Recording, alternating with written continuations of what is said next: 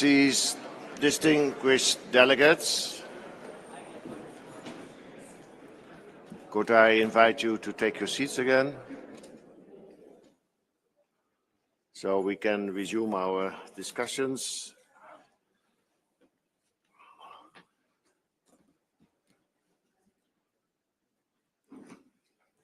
Yesterday, we had a discussion on box 1 and box 2. We are still in box 2, and I have at this moment 1, 2, 3, 4, 5, 6, 7 requests for the floor. So if you would like to still join in with the discussion, please put your plaque up. If you are at the very back, please wave it a bit so we can register that you would like to be on the list of speakers. And then let me start with the United Kingdom, to be followed by the campaign to stop killer robots, the Philippines and Italy. But let me first pass the floor to the distinguished representative of the United Kingdom. So you have the floor. Thank you, Mr. Chair. I'd like to address UK comments on box 2. Paragraphs 1 to 4, the UK has no issue with and is fine.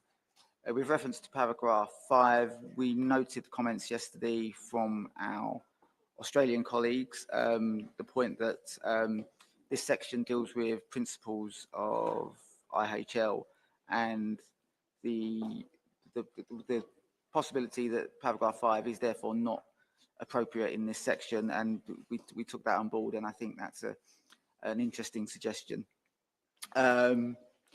So I'd just like to make that point, and it's similar to points we might make regarding paragraph 6 in part 3, but we'll come to that later. Thank you, Mr. Chair. Thank you for that. But let me be clear, there's no way of escaping discussing the substance of it. It's a bit on where we locate it, and in the end there is not a real difference because boxes will disappear because we have a set of elements in the end.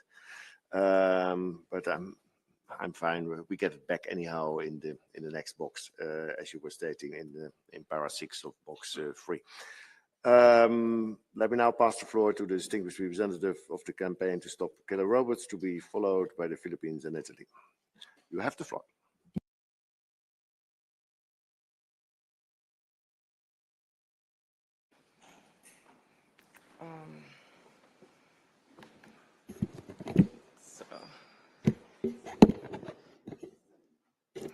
Thank you, Chair.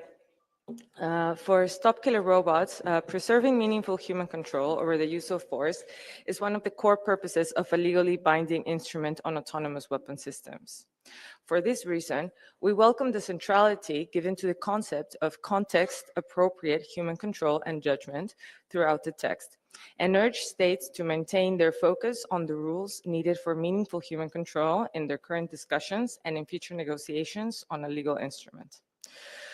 We do not think it would be productive for states to try to restrict the meaning of this term or narrow the wording of context-appropriate human control and judgment. The substance and operational standards of human control matter more than the name or term that is used to describe human control. Rather, states should focus on moving to negotiate the legal rules that are necessary to build out this concept. They must concentrate on elaborating the kind of human control that is needed in the use of force to uphold ethical and legal principles and ensure responsibility and accountability. States should focus on elaborating specific legal rules to give this concept substance. We urge clarification on what context, human judgment, and control entail. Context must encompass system characteristics, weapon types, operational environment, mission objectives, and deploy conditions. Human judgment must extend beyond IHL compliance to include broader decision-making responsibilities in the use of force. Control requires sufficient assurance that weapon systems act predictably, enabling determination that their effects conform with IHL rules of engagement and commander intentions. Noting this is only possible if systems are predictable, reliable, traceable, and explainable. The dynamic nature of conflict underscores why clear common understandings are essential. As variables shift during autonomous weapon systems deployment, what constitutes appropriate control may change from moment to moment. In doing the work of defining the elements of context-appropriate human judgment and control and elaborating the kind of human control that is needed in the use of force, states can from the common ground they are already developing through boxes 3, 4, and 5 of the rolling text, which we will give further comments. Thank you, Chair. Let me thank the distinguished representative of the campaign to stop killer robots, and now pass the floor to the distinguished representative of the Philippines, to be followed by Italy. You have the floor. Thank you, Mr. Chair. As it is the first time for our delegation to take the floor, allow me to thank you, Chair, and your team's work on the current version of the rolling text. We thank you for incorporating some of the previous suggestions from delegations in this current version of the text. Mr. Chair, we recognize the progress that this group has achieved over the past years. We also acknowledge the need to come up with a set of elements that will serve as a basis for a future instrument on laws, with the hope that universality for such will be achieved in the near future. Mr. Chair, may I also seek your indulgence to hear our views in some paragraphs of Box 1. While the current formulation could be further improved as far as our delegation is concerned, we support the broad characterization of laws as a weapon system that can select and engage a target, as long as delegations have the common understanding that identification is already subsumed in how we understand select in this context. We would also prefer that this understanding be reflected in the text. As to the concept of lethality, our delegation views that our current discussion is not about whether the weapon or weapon system is designed to kill or not, but instead, this discussion is about its effects and to ultimately ensure that the autonomous weapon system complies with IHL and do not cause superfluous injury or unnecessary suffering. In this regard, it is important that its characterization is consistent with this goal. Our delegation would prefer not to include the concept of lethality in the rolling text, but would be flexible in order to be constructive in our discussions.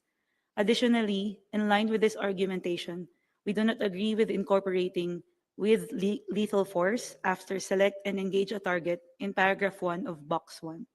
Hence, we support the current formulation of paragraph 2 in box 1. On box 2, we are in the position to agree with the current formulation of paragraphs 1 to 4. However, in paragraph 5, we would prefer the use of meaningful human control as reflected in the draft Protocol 6 proposed by a group of states in 2022. However, in the spirit of being a constructive member of this group, our delegation would like to ensure that this group has a common understanding of context-appropriate human judgment and control as a concept, what it constitutes, as well as its limits. I will stop here. Thank you.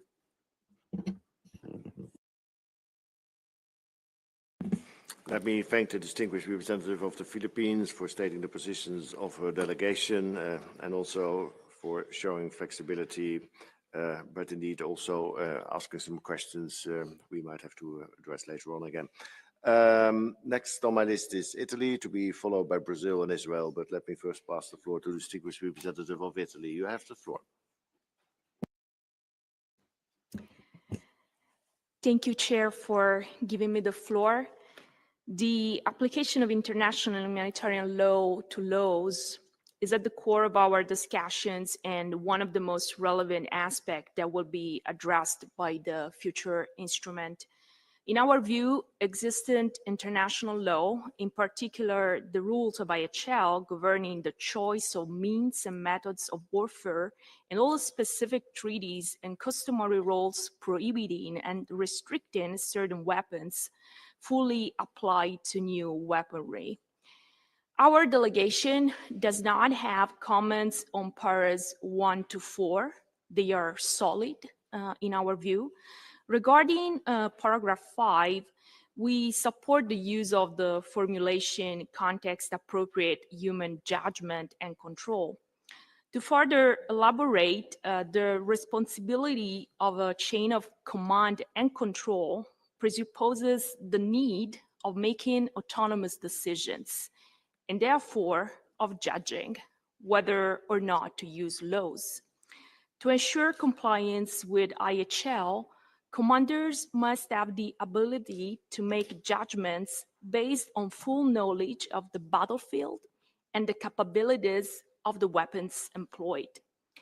They need a full assessment of effects on site and continuous acquisition of possible data related to the context.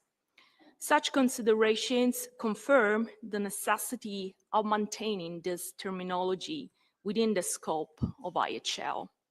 Starting from these reflections, we would like to add that human control needs to be exercised also through means and instruments other than direct control prior to its deployment, for example, by limiting the type of targets or the geographical scope for the use of such systems.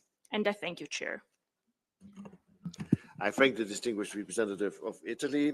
And next on my list is Brazil, to be followed by Israel, Colombia. But first is the floor for the distinguished representative of Brazil. You have the floor, sir. Thank you, Mr. Chair.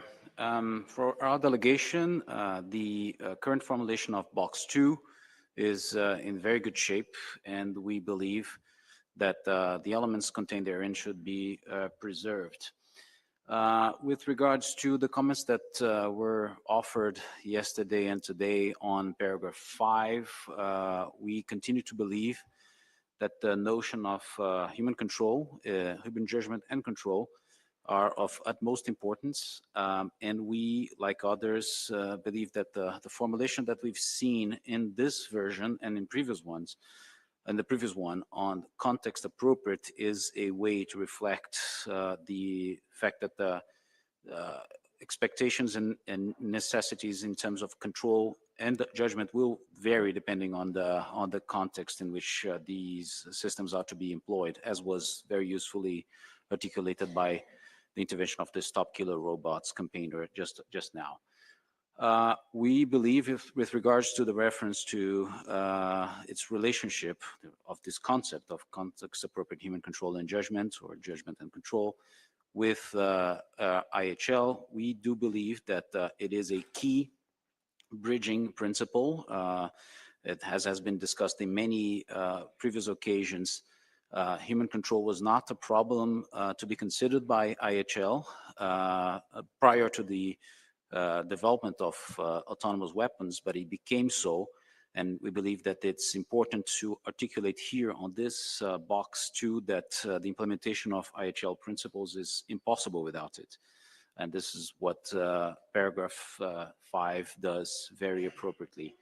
Both notions, judgment and control, are necessary in this case, and they relate directly to the principles, to the guiding principles, to the fundamental principles of IHL, in particular the principle of precaution, which includes, of course, the obligation of constant care.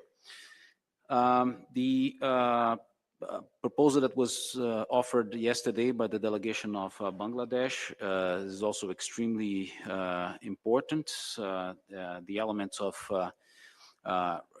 accountability and responsibility indeed is already present in box 5, but is also an important element that should be recognized here in box 2, as it offers what could be the preliminary elements or preambular elements of a future instrument. And the issue of accountability and responsibility also merits a place in this part. And I thank you very much, Mr. Chair.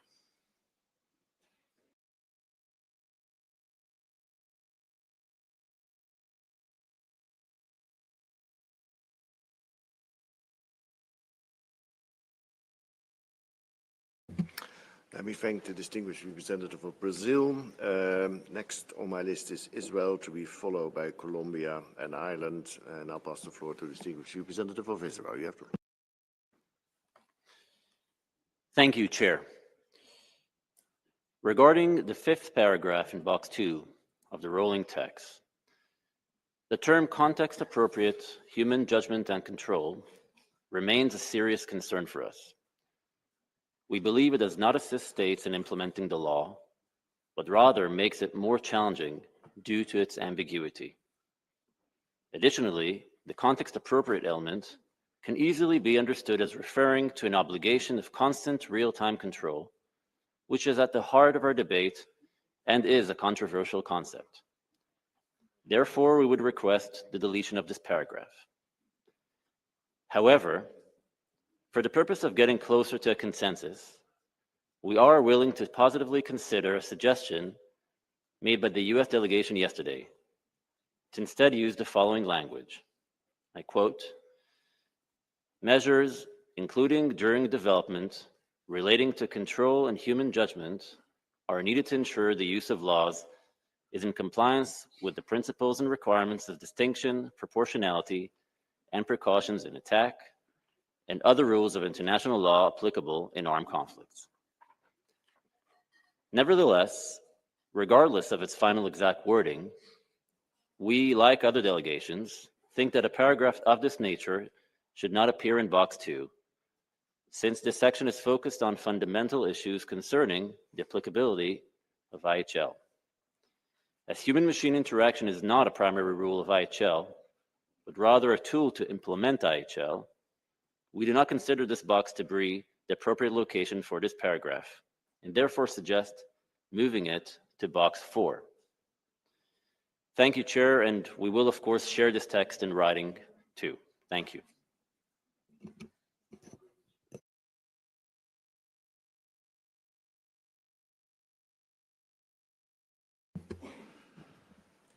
Let me thank the distinguished representative of Israel for stating the position of his delegation and also reacting to proposals made by other delegations. I copy you right, you said Box 4, because we have it in Box 3 also. I didn't hear. Yeah.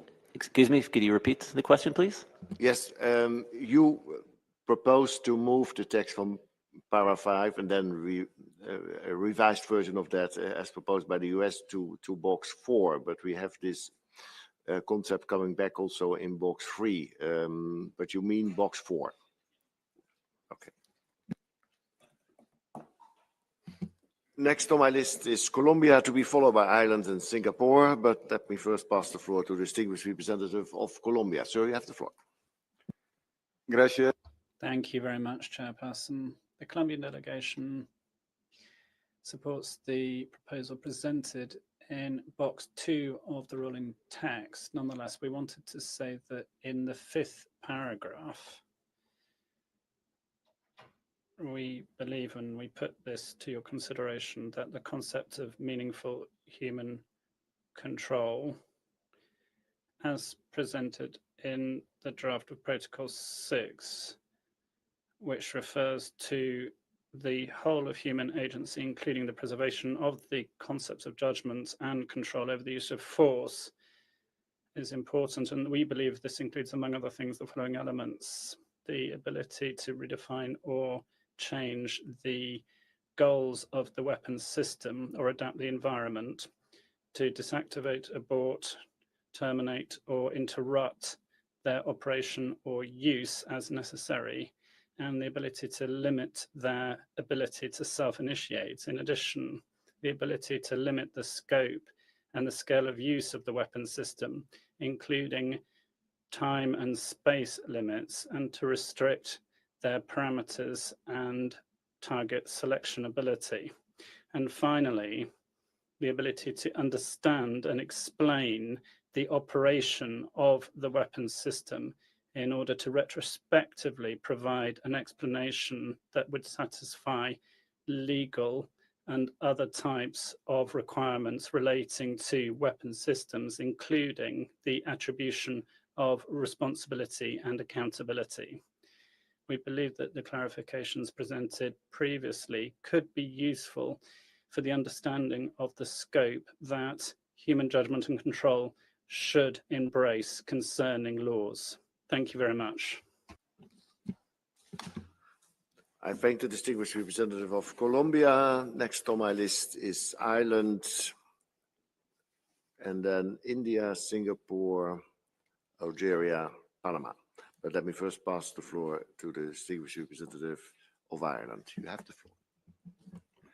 Thank you very much, Mr. Chair. On box 2, overall, we think the section is in a good place, adequately setting out established IHL principles, and importantly, introducing the concept of context-appropriate human judgment and control. We think that its placement here and underlining the necessity of this understanding and concept to ensure that these weapon systems and their effects are used in compliance with IHL serves as an appropriate bridge before elaborating prohibitions and restrictions necessary to ensure such compliance. Reacting to some of the comments we heard yesterday, while we acknowledge that context-appropriate human judgment and control is not an established IHL principle, we do support its inclusion here. As another delegation mentioned, we are describing an overarching prerequisite for compliance with IHL, and as such, it should remain alongside other high-level principles. We also want to reiterate the point that we should not shy away from further developing IHL, including in developing novel ideas. This is necessary and indeed our job in the CCW if we are to sufficiently address the challenges posed by the paradigm shift taking place before our eyes with regard to human control over the use of force or lack thereof, as autonomous technology becomes increasingly integrated into warfighting. With this in mind, the agreed language of past reports should guide our work but not serve as a ceiling for our future agreements. And on this, as you mentioned, Chair, yesterday, we have 3 years in our mandate to build on the previous text, and we should not shy away from doing so. We agree with the delegation of Pakistan, who yesterday eloquently described how both control and judgment in this concept are distinct and complementary, so we also support retaining them both. Their order to us seems less important. For us, it means the way it's spelled out now to include both human judgment and human control. On the concept, more generally, we share the widespread view that direct control is not required at all times. This would not qualify under the characterization of laws. However, we are clear that human control over the effects of laws is necessary, and context-appropriate human judgment and control is an appropriate balance and landing zone to this end. In this vein, we welcome the reference to effects in paragraph 5 and wish to see it retained. And we believe that any ambiguity around the concept is dealt with sufficiently through delineating how to ensure it as contained in paragraph 6 in box 3. Finally, we welcome the working paper submitted by a group of states on this topic and support in broad terms its rationale and takeaways, particularly that implementing context-appropriate human judgment and control is fundamental in order to ensure compliance with international law, in particular IHL, during the development and use of laws. Thank you, Mr. Chair. I thank the distinguished representative of Ireland. Next on my list is the distinguished representative of India, to be followed by Singapore. So you have the floor.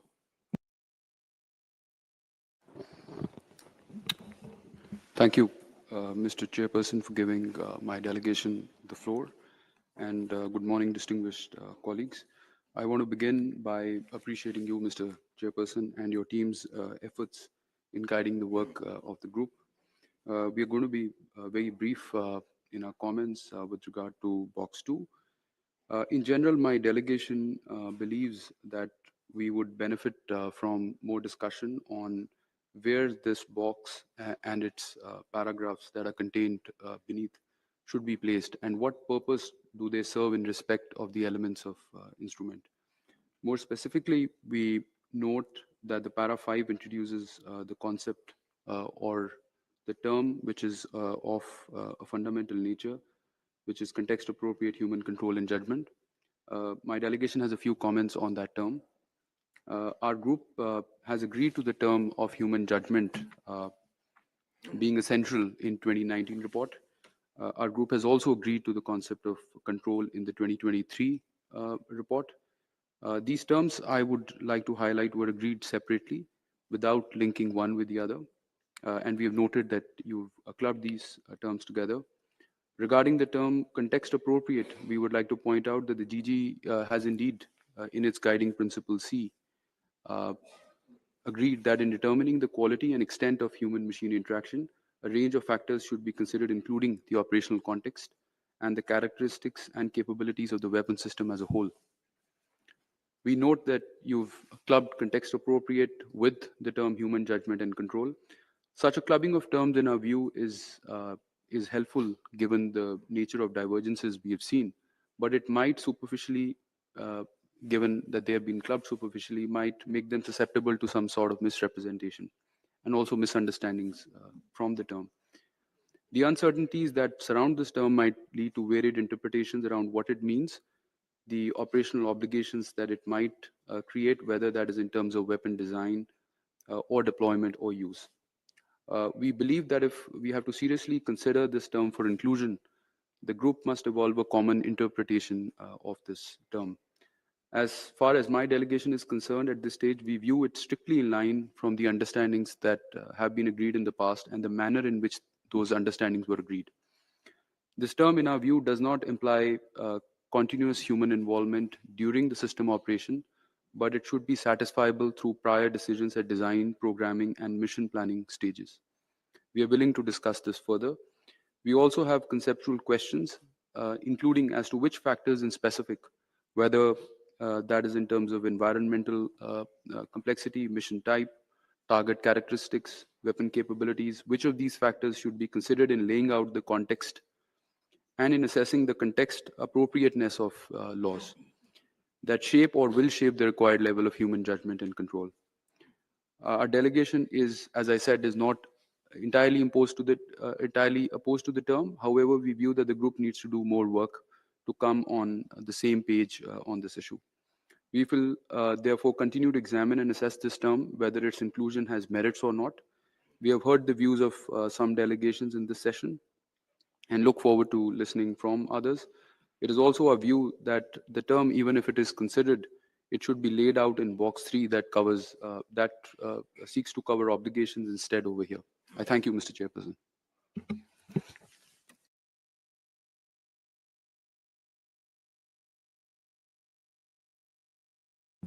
I thank the distinguished representative of India for stating the positions of his delegation and also for showing flexibility. And indeed, we take note of your remarks with regard to coming to a common understanding. Next on my list is Singapore, to be followed by Algeria. But let me first pass the floor to the distinguished representative of Singapore. Thank you, Mr. Chair. Good morning, fellow colleagues. With your indulgence, my delegation wishes to return to box 1 and react to the intervention from the distinguished delegate of the ICRC yesterday afternoon that cited Singapore. We express our appreciation to the ICRC for engaging on specific examples in support of the proposed characterization of laws that has only select and engage. In particular, our ICRC colleagues highlighted the fire and forget missile system as an example that would not be included in such a characterization. The explanation provided by the ICRC was that the identify and select functions of such a fire and forget missile would be fulfilled by the human operator, with the missile system only conducting the engage function. There was thus a sentiment that fire and forget missiles would not be covered by the characterization of only select and engage because it is not the weapon that selects the target autonomously. Well, Mr. Chair, my delegation would like to clarify that such an explanation would unfortunately not be compatible with a technical understanding of typical conventional fire and forget missile systems. If we may, in such systems, while the human operator does conduct the function of identify, he or she does not, however, conduct the function of select. And allow us to elaborate further. Prior to the firing of a typical fire and forget missile, human input to the missile system may be limited to providing geographical data of the intended target. At that juncture, whereby the human keys in or inputs such data to the missile launch control system, there is no selection of targets taking place at that point. And moving on, the missile is launched. It takes flight towards the geographical location of the intended target. And during flight, it is only during the terminal phase, whereby the missile is already launched, whereby the radar seeker head of the fire and forget missile is activated. At this point, the targets detected by the radar seeker are thereafter selected by the weapon system or the missile involved, for eventual homing and engagement. In other words, after launch, the missile selects a target on its own. Thereafter, it guides itself to the target. Mr. Chair, in this regard, based on our technical understanding, the characterization of laws with only the select and engage functions by the current rolling text will thereby include fire and forget missile systems. We thank the ICRC for raising the example yesterday, but upon further analysis and clarification, it has only served to make our delegation be further inclined towards an appropriate characterization of laws that includes all functions of identify, select, and engage. In other words, such a complete characterization will better address the potentially high-risk weapon systems, including autonomous identification function, while appropriately excluding fire and forget weapons, which are not the intended focus of this GGE. I thank you, Chair. I thank the distinguished representative of Singapore. Next on my list is Algeria, to be followed by Panama and Switzerland. I now pass the floor to the distinguished representative of Algeria. Madam, you have the floor. Thank you, Mr. Chair. Allow me to share some key observations on behalf of my delegation regarding Box 2 of the rolling text. We support the paragraph 1 in line with Article 35(1) of Additional Protocol 1 of 1977, that the right to choose methods and means of warfare is not unlimited. Building on this foundation, we emphasize the ethical dimension of laws in our deliberations. Regarding paragraph 2, we consider that international law, including IHL, provide essential principles and rules regulating the means and methods of warfare, including emerging AI-enabled military applications, with the aim of protecting those affected by armed conflicts. Concerning paragraph 5, we believe that the notion of context-appropriate human judgment and control constitutes a weak formulation for referring to human control. In addition, the term context-appropriate remains ambiguous, as there is no agreed definition of what constitutes such an appropriate context. The expression context-appropriate is particularly problematic in relation to the laws, as it is vague and undefined. Without a clear and agreed definition, states may interpret appropriate context differently, potentially justifying varying and even minimal levels of human involvement. Such ambiguity risks lowering the standards of human control and could result in decision to select and engage targets being delegated to machines without sufficient human oversight.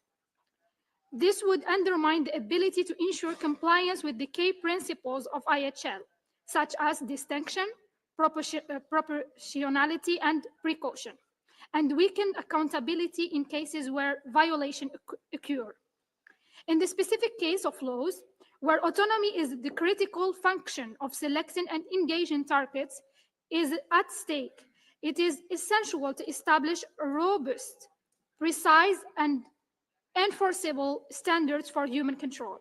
For this reason, we believe that reference to human control should avoid vague qualifiers and instead emphasize the need for meaningful, direct, and effective human judgment at all stages of the use of laws. I thank you.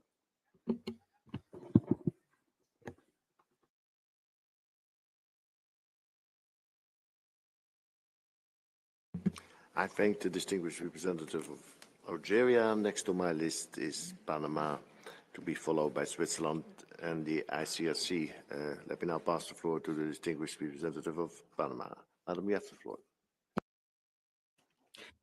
Thank you very much, Chairperson. My delegation, generally speaking, supports Box 2 as it has been presented in this revised version of the rolling text. Specifically, we appreciate the retention of a reference to the Martins Clause in paragraph 4.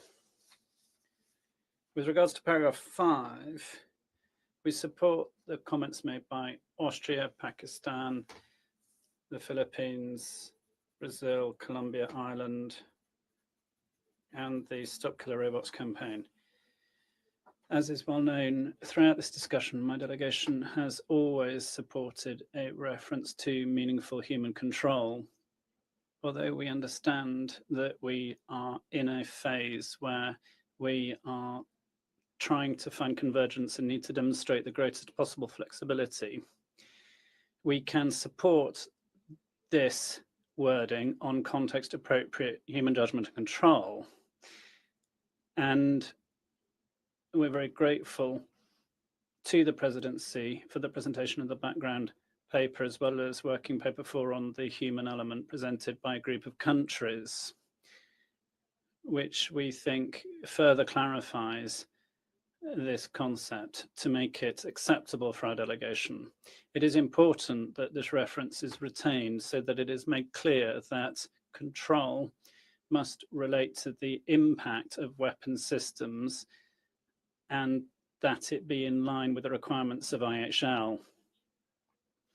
We also believe it's important that this paragraph is retained as drafted in box 2. And we agree with Pakistan's explanation that here, referring to judgment and control, we're dealing with two distinct, mutually complementary concepts.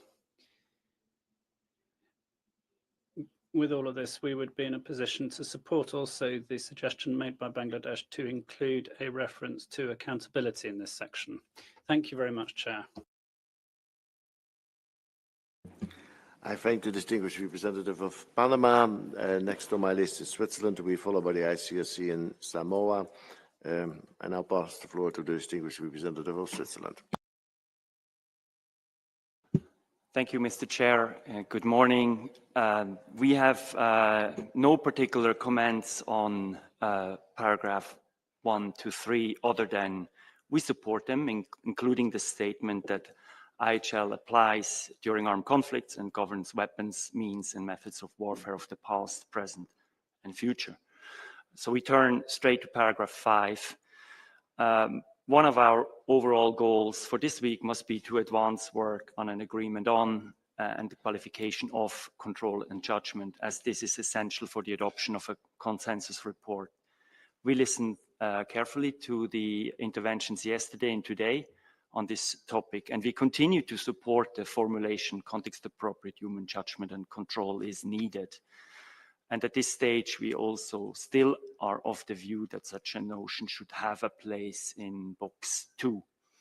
In our view, the combination of the terms judgment and control complement each other and are equally important. The merge actually represents a significant development in the history of the control and judgment discussions we had in this forum. And again, we commend the group of states that submitted working paper 4 this week, which makes a good case for the two concepts.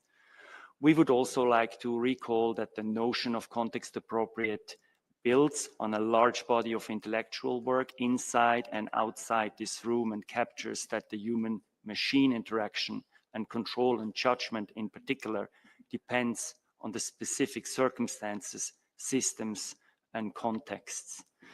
So we would say that your formulation, context-appropriate human judgment and control, given the diverse starting points of delegations, continues to look like an important attempt to find compromise.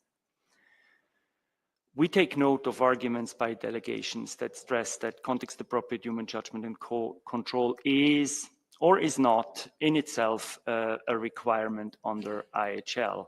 What remains important to us and what would constitute a large part of the added value of this GGE is to ensure that maintaining context-appropriate human judgment and control is recognized in this set of elements as an essential means to ensure IHL compliance. We also heard delegations who said technical details and understandings might still need to be clarified, otherwise the operationalization will remain unclear. This might well be, but it might also relate to other concepts in the text. And we find in this regard Pakistan's mentioning of the possible subsequent work in a technical annex as we move forward with a future mandate to give clarity to this concept and also to other concepts a good approach to be considered. We listened carefully to the delegations made by the US, to the comments made by the US delegation on this paragraph 5 yesterday. And in the spirit of our interactive exchanges, we would like to make some comments. We do not, as I just outlined, support the proposed deletion of context-appropriate human judgment and control. While box 2 would be well placed to give the concept an overall recognition, we are open to discuss the idea to place it in sections dealing with prohibitions, box 3, where it already is, as well as those dealing with the measures needed. So that would be box 4. It is important to capture that control and judgment are needed, and we hope we can find a wording to capture this important point. We are, however, sympathetic in principle to add more specific IHL wording in the second part of paragraph 5, as long as it doesn't exclude any relevant rules and principles of IHL. While those governing the conduct of hostilities are at the core for the CCW, we should not exclude other rules that may be relevant. The reference to the need for compliance with, in particular, the rules and principles of distinction, proportionality, and precaution in attack, and other rules of international law applicable in armed conflict, for instance. And I thank you very much for the attention. I thank the distinguished representative of Switzerland for stating the position of his delegation and also reacting to previous remarks of other delegations. Next on my list is ICRC, to be followed by Samoa and South Africa. But now first, the distinguished representative of the ICRC. You have the floor. Thank you, Chair. I will first provide our comments on box 2 and then respond to the comments raised by the distinguished representative of Singapore. So we welcome the text in box 2 in its current form, which reaffirms the applicability of IHL to autonomous weapon systems. Additionally, we support the recognition of the importance of context-appropriate human judgment and control, as eloquently put by several delegations, including Pakistan and Brazil. Echoing the comments made by the distinguished representative of Ireland, we understand this concept not as requiring direct or physical control of the weapon system at all times. Indeed, this would remove the system from their characterization as an autonomous weapon system. Instead, we consider that the relevant control must be over the effects of the weapon systems in line with IHL requirements. This control over effects is brought about through a combination of prohibitions and restrictions that we will consider in box 3, particularly paragraph 6. Namely, prohibiting certain systems such as those with effects that cannot be controlled and restricting the operating environment of others to limit the number of possibilities to a reasonable level to allow a user to anticipate and control effects. For these reasons, we think that having context-appropriate human judgment and control with the prohibitions and restrictions in box 3, illustrating what it entails, underscores the central point that it is humans who are responsible for ensuring compliance with IHL. It is humans who must determine the lawfulness of the attacks they plan, decide upon, and execute, and they remain accountable for those determinations. That said, we take note of points raised yesterday by the distinguished representatives of the United States and Australia that repeated references to the term may introduce confusion. We also echo your comment, Chair, that this issue is relevant and requires discussion irrespective of where the term will be addressed. One possible compromise that we would like to suggest could be to retain a single reference, the context-appropriate human judgment and control in box 3, together with the measures that give practical meaning to it. In our view, this placement would allow us to emphasize the measures that flow from this requirement, namely the restrictions that affect such human control, and avoid going into debates on what that control would entail. Now, in response to comments raised by the distinguished representative of Singapore, we thank you very much for raising those important points and providing further clarity. To clarify on our part, we do not necessarily consider fire and forget on its own to amount to an autonomous weapon system or not. We were only using the example provided by other delegations to elaborate on what we mean by select and identify functions. Fire and forget is a technical feature rather than a legal or policy category, as you put it. As one source puts it, fire and forget technology is an important innovation in modern weapon systems, allowing missile launchers to lock on targets and release missiles without the need for further guidance from the operator. Now, depending on the system, this feature may or may not amount to critical function of selecting a target on its own. In some cases, the human operator selects the target before launch, and the system merely guides itself to the pre-selected object. In such situations, it would not constitute an autonomous weapon system. In others, the system is given a generalized target profile or a broader search function, and then it autonomously selects which target to strike within parameters. In that case, it would be characterized as an autonomous weapon system. To clarify, for the ICRC, an autonomous weapon system means a weapon system that is designed to select and engage one or more targets without the need for human intervention after activation.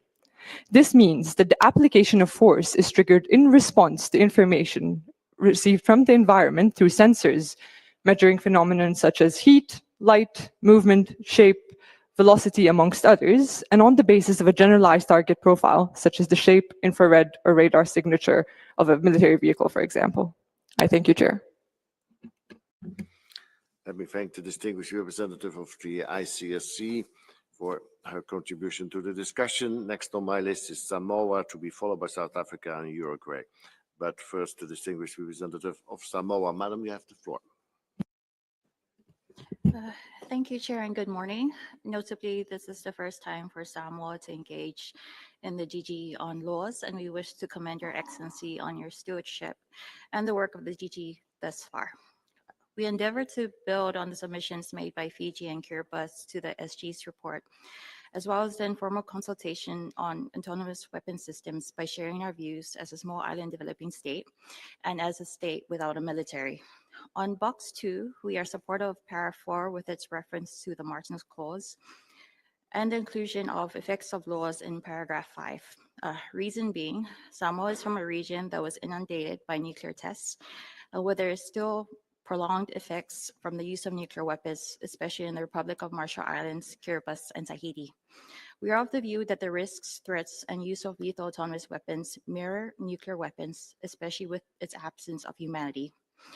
While context-appropriate human judgment and control is not ideal, it does provide room to refine and elaborate on this through the negotiations of a legally binding instrument that would take into consideration the context of small island developing states, and in particular, the environment, which our cultural heritage and identity is intrinsically linked to our land and ocean. As with others, we also urge caution in over-engineering the text, where it creates limitations in future negotiations, and welcome the Chair's rolling text as a solid foundation for negotiations of our LBI. I thank you. I thank the distinguished representative of Samoa. Next on my list is South Africa, to be followed by Uruguay and Japan. Yes, Japan on my list. Let me now pass the floor to distinguished representative of South Africa. You have the floor. Thank you very much, Mr. Chair. Since this is the first time my delegation takes the floor, we want to commend you for the excellent work that you have done thus far in bringing us closer to forming a set of elements that can influence our work. In this regard, we join other states in affirming that the rolling text represents solid groundwork for states to move towards negotiations on a legally binding instrument on laws. With regards to Box 2, Paragraph 5, my delegation views human control as a critical element that should be considered to ensure compliance with international law, particularly international humanitarian law. However, we believe it is necessary to make a clear distinction between human control and human judgment, as these concepts imply different levels of responsibility and decision-making. Mr. Chair, we are of the view that human control, particularly context-appropriate human control, seems to relate to the direct operation and engagement with the system, ensuring that human oversight is maintained throughout the targeting process. Human judgment, on the other hand, involves a higher level decision-making, determining when, how, and what conditions laws may be employed. The responsibility for engaging a target and the responsibility for commanding its use are distinct and must be explicitly articulated to ensure accountability. Clarifying this distinction is essential, particularly in ensuring compliance with IHL principles of distinction, proportionality, and precautions in attack. We therefore encourage discussions that explicitly recognize both these roles to prevent ambiguity in the interpretation of human responsibility and support them as currently formulated. South Africa looks forward to further discussions on refining these elements to ensure a balanced and comprehensive approach. We thank you, Mr. Chair.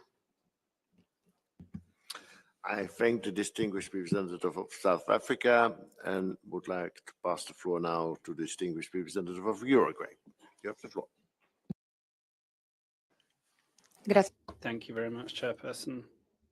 Given this is the first time I'm taking the floor, I'd like to convey our thanks to the Presidency for the rigorous work carried out and for the presentation of the consolidated text, which constitutes a robust departure point for the conclusion of our mandate and to allow us to progress towards the next phase of negotiations. We believe that this document conserves the substance and progress reached to date and the current structure of the CCW.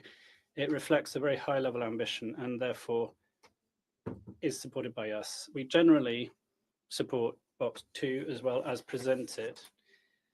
I wanted to refer to paragraph 5 now. Alongside other delegations, we would prefer using the term significant human control in line with what was planned in the 2022 Protocol 6. Nonetheless, we would be open to accepting alternatives, but it is important to agree on a common view of what human judgment and control, which is context appropriate, actually means, clearly defining its scope and limits. Thank you.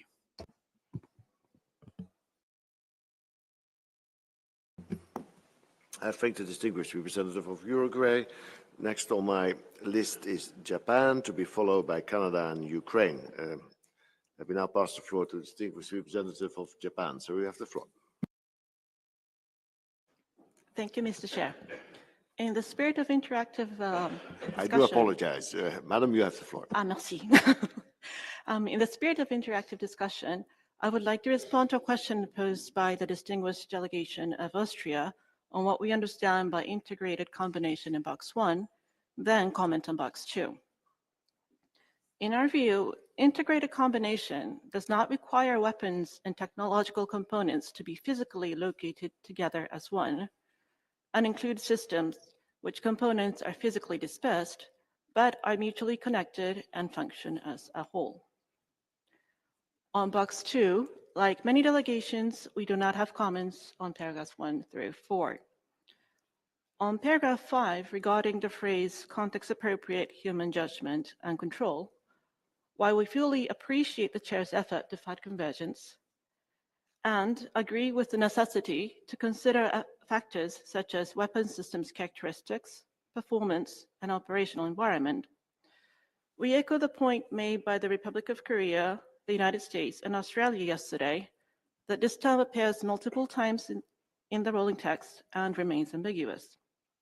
Therefore, we consider it necessary to clarify what this term means in each boxes through discussions on specific measures necessary to ensure compliance with IHL, which in our view would help foster common understanding within the GGE. I look very much forward to continuing substantive discussions in this regard. Thank you. Let me thank the distinguished representative of Japan for stating the position of our delegation and also for reacting to statements made earlier. More in general, I think if we have consensus on something, that we need to get a common understanding on context-appropriate human judgment and control. And I very much encourage also others to take part in this discussion, and we might also look for different ways of continuing this discussion beyond this box now. Next on my list is Canada, to be followed by Ukraine and Sweden. I now pass the floor to the distinguished representative of Canada. So you have the floor. Thank you, Mr. Chair, and good morning, colleagues. My delegation wishes to engage on this interesting debate regarding Box 2. Paragraph 1 through 4 are acceptable as presented in the rolling text. On para 5, my delegation agrees that context-appropriate human judgment and control are not specifically mentioned in IHL. Similar to our colleagues from Australia, the UK, and others, my delegation can support moving the term context-appropriate human context-appropriate judgment and control in para 5 to box 4. We agree that the use and effects of laws in an armed conflict must be compliant with IHL, including the principles and requirements of distinction, proportionality, and precaution in the attacks, and can be retained in para 5.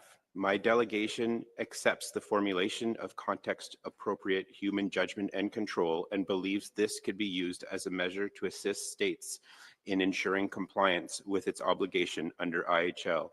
Control and judgment will always be present in the form of commanders assessing the threats on the ground in the wider environment and choosing the most appropriate weapon to accomplish the mission. Thank you.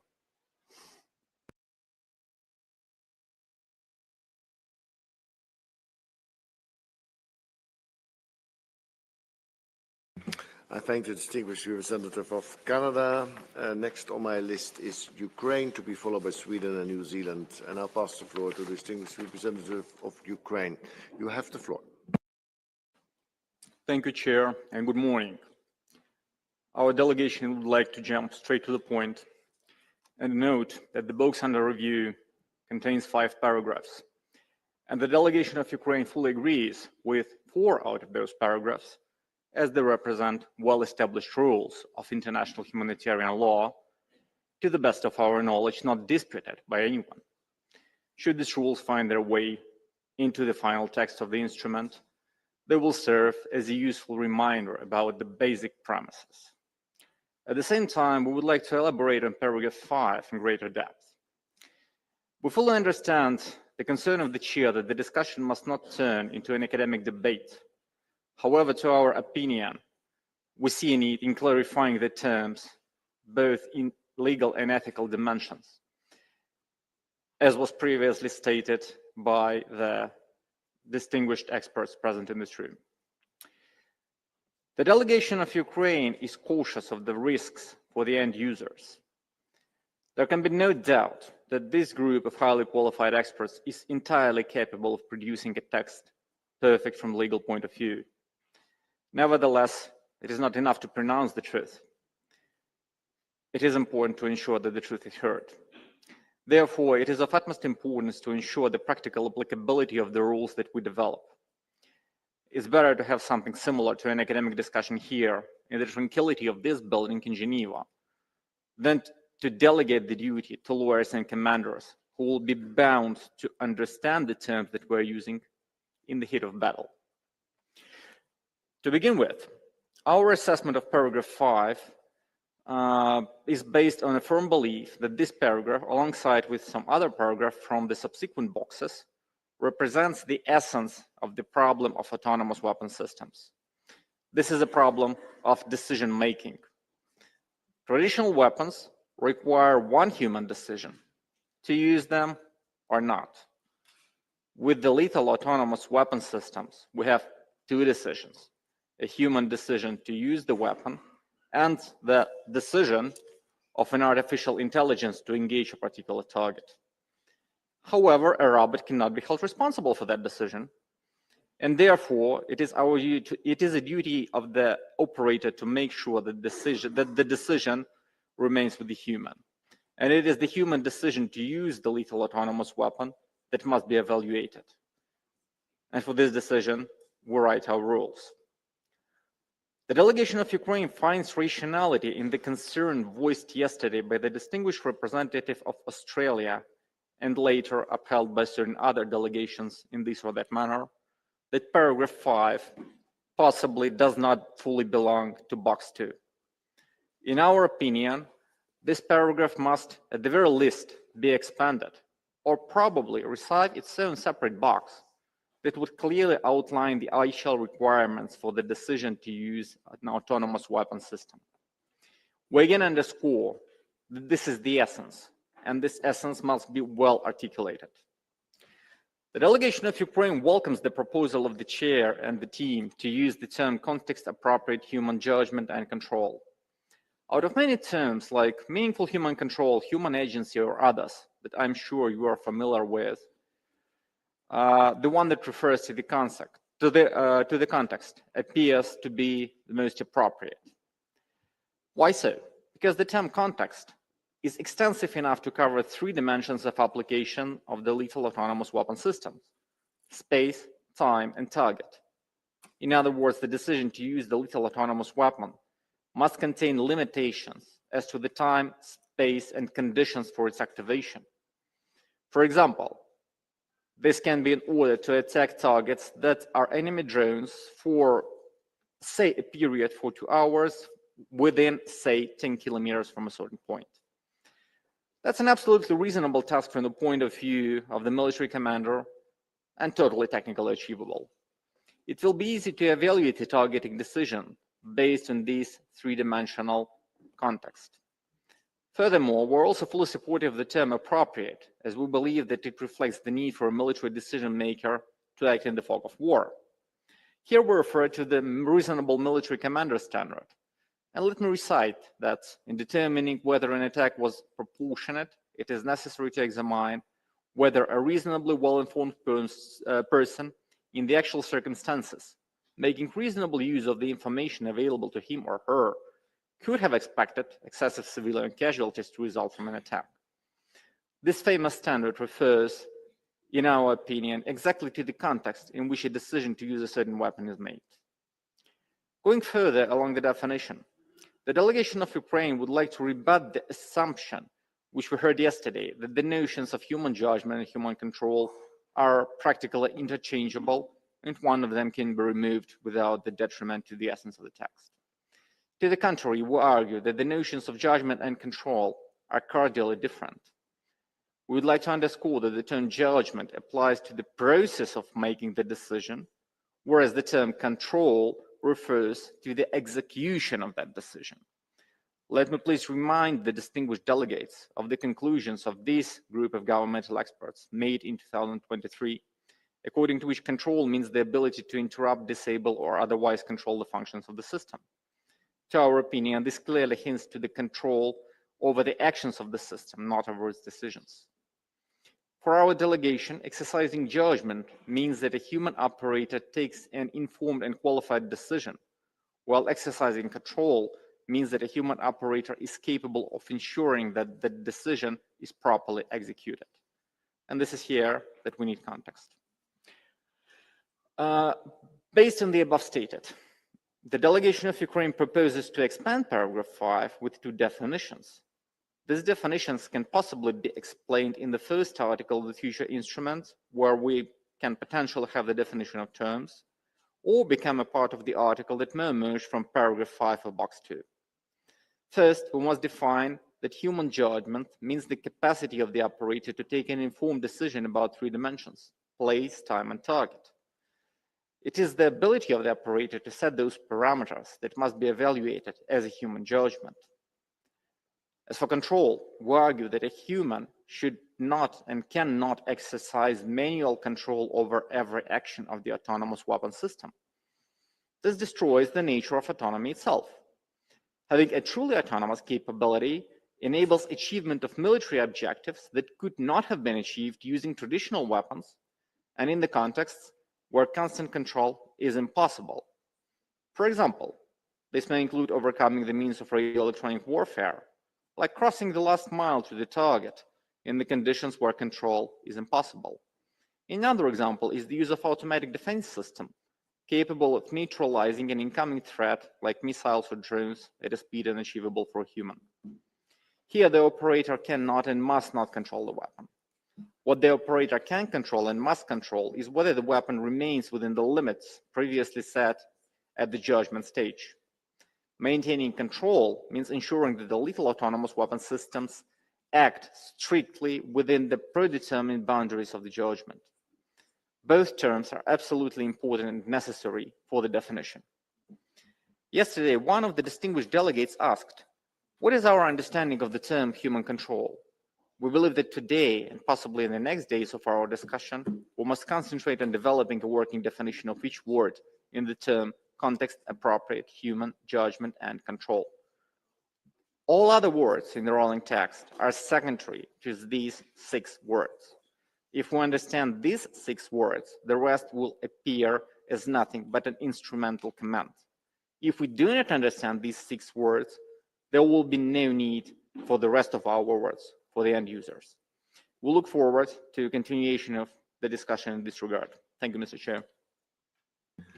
Let me thank the distinguished representative of Ukraine for extensively going through this para and for also sharing with us the views, also indeed from the perspective of the end user, as you call it, because indeed this is not a theoretical exercise. This is something that needs to be understandable also to the military in the field.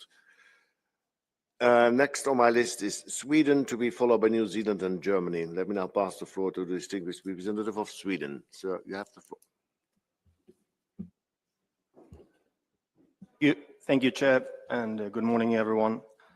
On box 2, we wish to express support for para 1 to 4 as they stand. As regard para 5, we also support it, but would suggest to remove "and effects."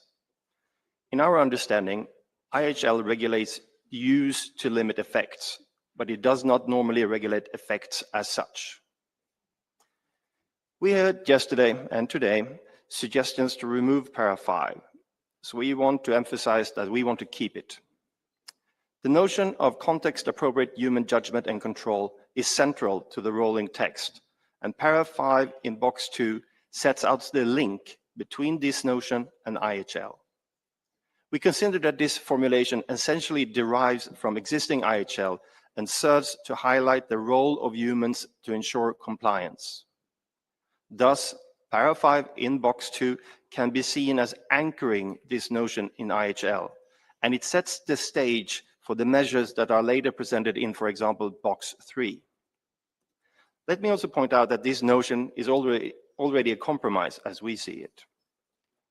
For Sweden, it is key that the laws can be used in line with IHL and to preserve human control over the use of force. Specific measures must, however, be context-dependent and assessed on a case-by-case basis. Humans are required to ensure IHL compliance, not machines, and while IHL does not explicitly require control, indirectly it does. In light of this, we believe that context-appropriate human judgment and control is an acceptable notion that can take us all forward. This notion captures both the need for meaningful human control and the need for adaptability to the context and arena of operations in line with IHL, in a formulation that could be suitable for this type of elements. As France did yesterday, we wish to refer delegations to our working paper that sets out in more detail on how we understand the different components of this notion, and we support it. I thank you, Chair. I thank the distinguished representative of Sweden. Next on my list is New Zealand, to be followed by Germany and Belgium. I pass the floor to the distinguished representative of New Zealand. So you have the floor. Thank you, Mr. Chair.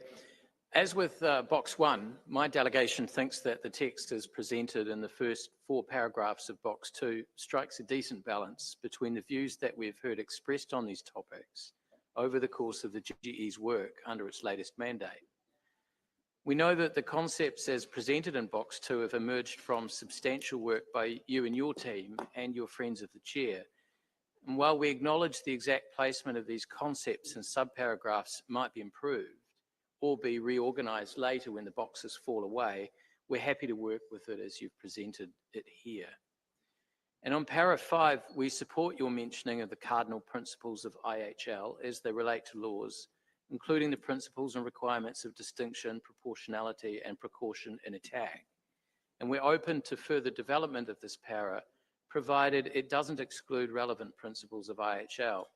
And in general, we would align ourselves with the very helpful remarks by our Swiss colleague just now. Issues around human judgment and control are central as far as my delegation is concerned. Moreover, your chair's working papers have helped a lot to situate the concept of context-appropriate human judgment and control, as well as the great deal of substantive background work over years now, including inputs into this GGE by various experts.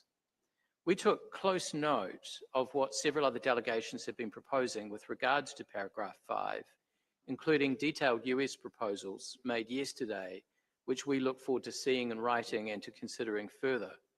We echo our Swiss colleagues' remarks that ultimately we want to ensure that final placement and formulation needs to ensure the link is maintained between prohibitions and measures.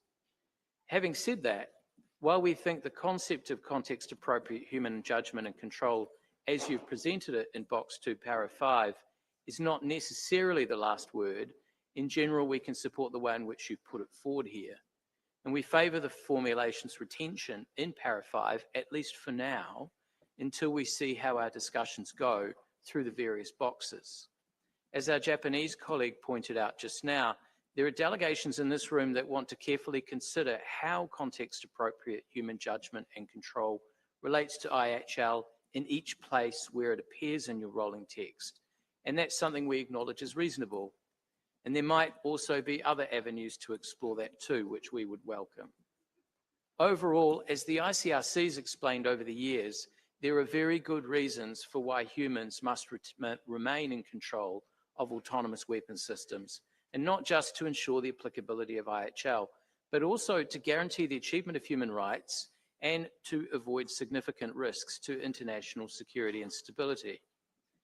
For New Zealand, we view human control as less of a legal standard and more of an organising principle for our work to address emerging technologies in the field of laws.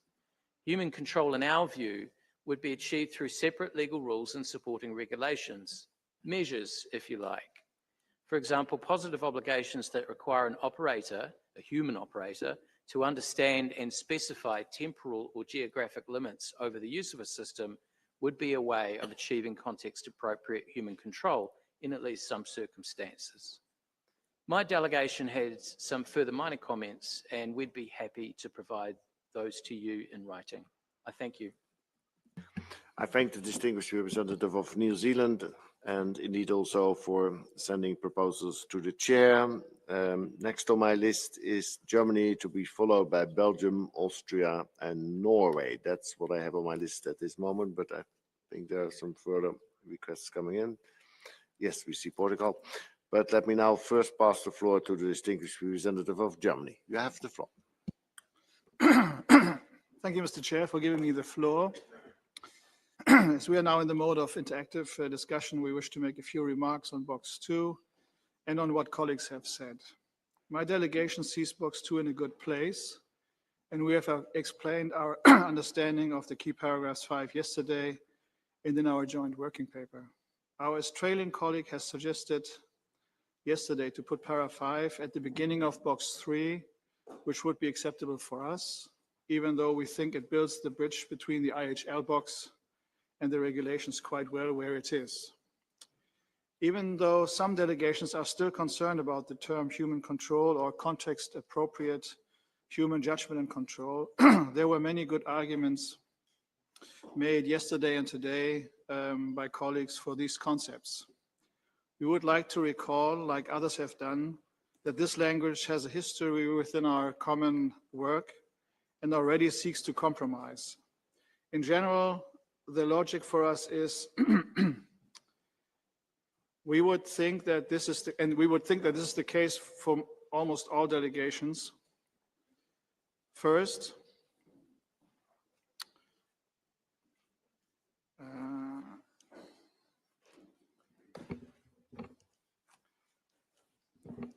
thank you.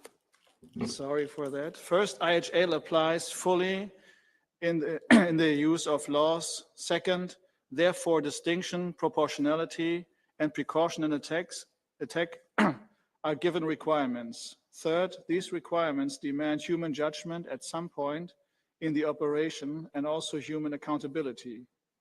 Therefore, some level of human control is absolutely required. The difference between human judgment and control has been very well articulated by my colleague from Pakistan yesterday, and we view it in a similar way. That's why we don't think there is a redundancy. On the notion of replacing human control or human judgment and control with measures of control or judgment, we would be skeptical. A measure of human control, in our view, would be exercising human control, and then why not call it human control? Again, in our view, human control doesn't mean that direct control is always necessary, but at some point, a human needs to apply judgment and control to the system, to the system's operations by programming, ordering operational parameters, or in other meaningful ways. Thank you, Mr. Chair. Let me thank the distinguished representative of Germany. Next on my list is Belgium, to be followed by Austria and Norway. But let me first pass the floor to the distinguished representative of Belgium. Sir, you have the floor. Mr. Chairperson, in Belgium's view, Box 2 is in very good shape. In our view, the provisions in this section are mature and contain the elements we are looking for. Belgium believes that meaningful human control must be maintained over critical functions of any weapon system, including autonomous weapon systems. Belgium considers this notion of what some have called the human element as crucial for ensuring compliance with IHL, and therefore, in this stage, has merit to stay in Box 2, as voiced by our Swiss and New Zealand colleagues. This notion is closely linked to the legal, ethical, and moral considerations at play.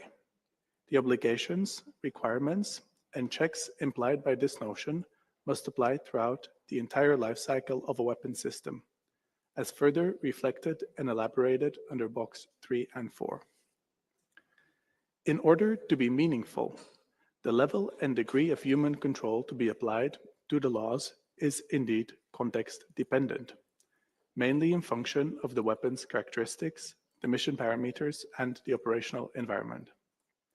In this sense, the adding of the notion of context appropriate before the element of control provides added value in our view. Having said that, and recognizing that some delegations have expressed concern regarding the term meaningful, we believe that the wording you have put forward in the rolling text, context appropriate human judgment and control, is a good landing zone for compromise. We also commend the authors of Working Paper 4 for their efforts to build further convergence in this regard. Belgium supports the present reference to international law at large in paragraph 5, including international humanitarian law, but also international human rights law and international criminal law. In order to better capture the idea that context-appropriate human judgment and control applies throughout the entire life cycle of laws, including their development, it could be considered to remove the words "the use and effects of" in paragraph 5. This way, the development phase is not implicitly excluded. I thank you, Chair.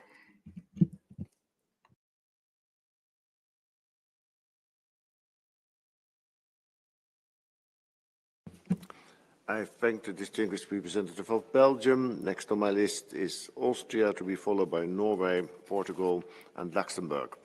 Let me now pass the floor to the distinguished representative of Austria. So you have the floor.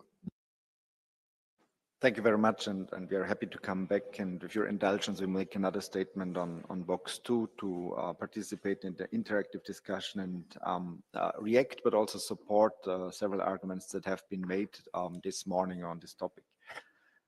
Maybe just first, because before coming to para 5, which is the main focus of the discussion, I think we would also support para 2 as it is currently phrased, because there have been some arguments against the formulation as it stands. I think especially that para 2 has improved significantly since our last version and is currently fit to be agreed as it stands.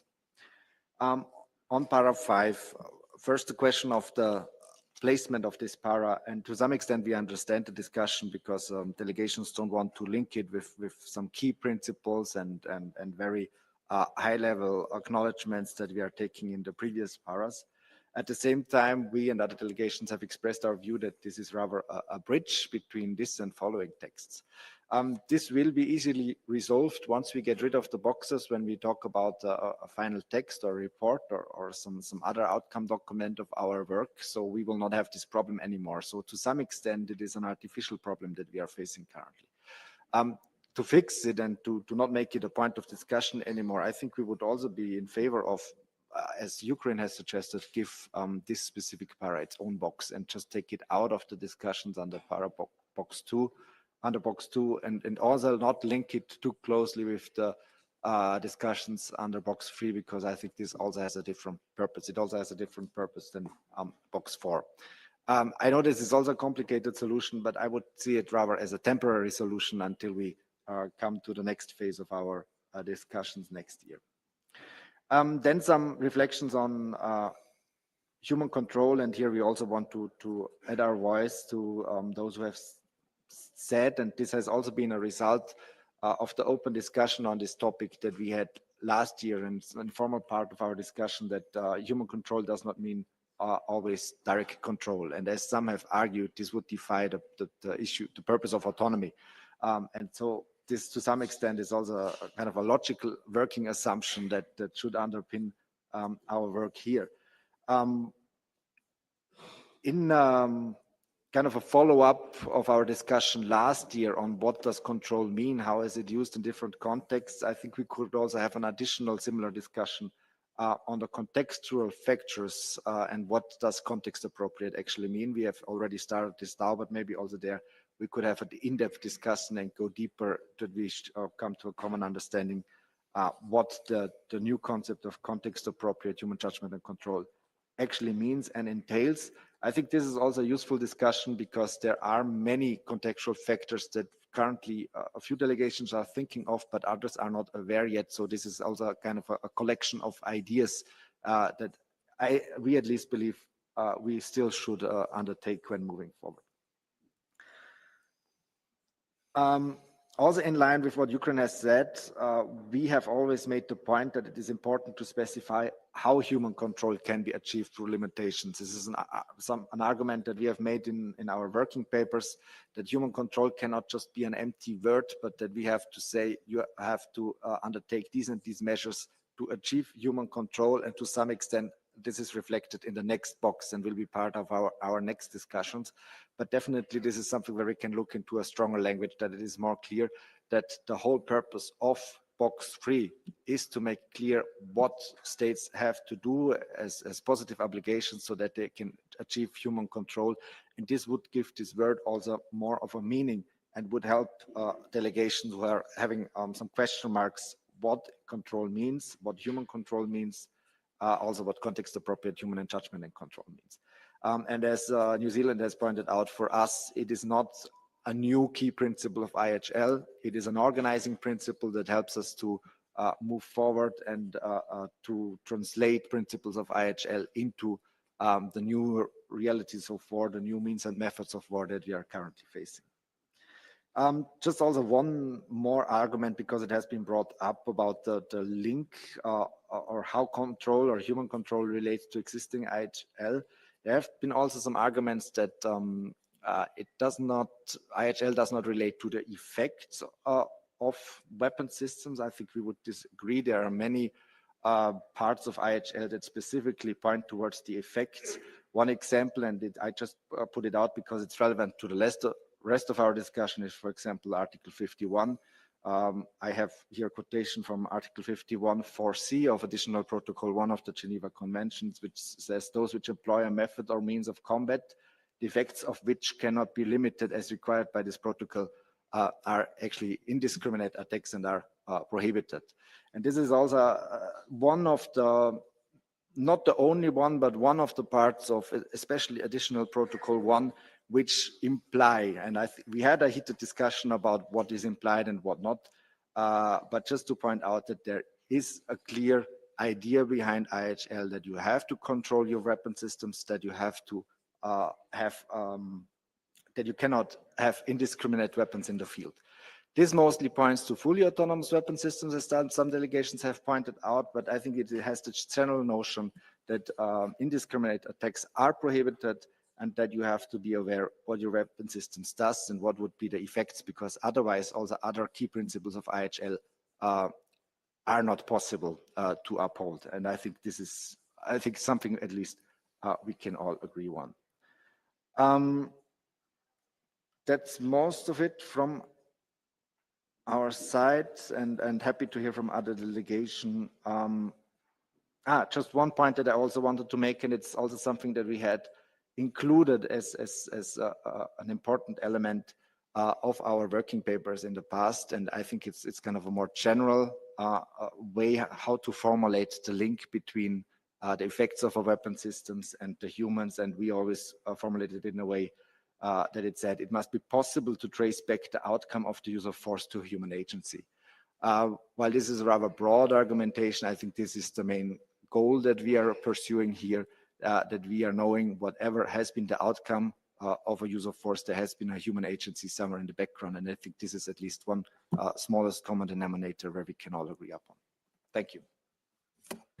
I thank the distinguished representative of Austria for reacting to previous statements and for further developing this position. Next on my list is Norway, to be followed by Portugal, Luxembourg, Spain. Let me now pass the floor to the distinguished representative of Norway. We have the floor. Thank you, Chair. Paragraph 5 of Box 2 on context-appropriate human judgment and control is, in our opinion, one of the most important elements of this text. The concerns relating to the potential degradation of meaningful human control and involvement in the application of force as autonomy increases in scope and sophistication and practical application is in our view, at the very heart of the law's problem complex. For us, human judgment is a central feature of any meaningful human control, which we argued at length in March. So we would agree in principle with those who suggest to only retain the concept of control. Yet, we understand that there might be different takes on the concept of control among the delegations here, and think that the case has been well made for mentioning both concepts in order to highlight the interrelation between proper control and human judgment, and the importance of human judgment in that regard. We prefer the previous formulation where control came first, but can support this reordered version of the concept as well. We've taken note of the concerns raised by some that the concept of context-appropriate human judgment and control is somewhat vague and would require clarification. And like others, we believe that some of this clarification is provided in the sub-paragraphs of paragraph 6 in box 3, and also that when a concept appears multiple times in one and the same text, it must be assumed to have the same meaning, so that the details provided in box 3 also impact on the interpretation of the concept in box 2.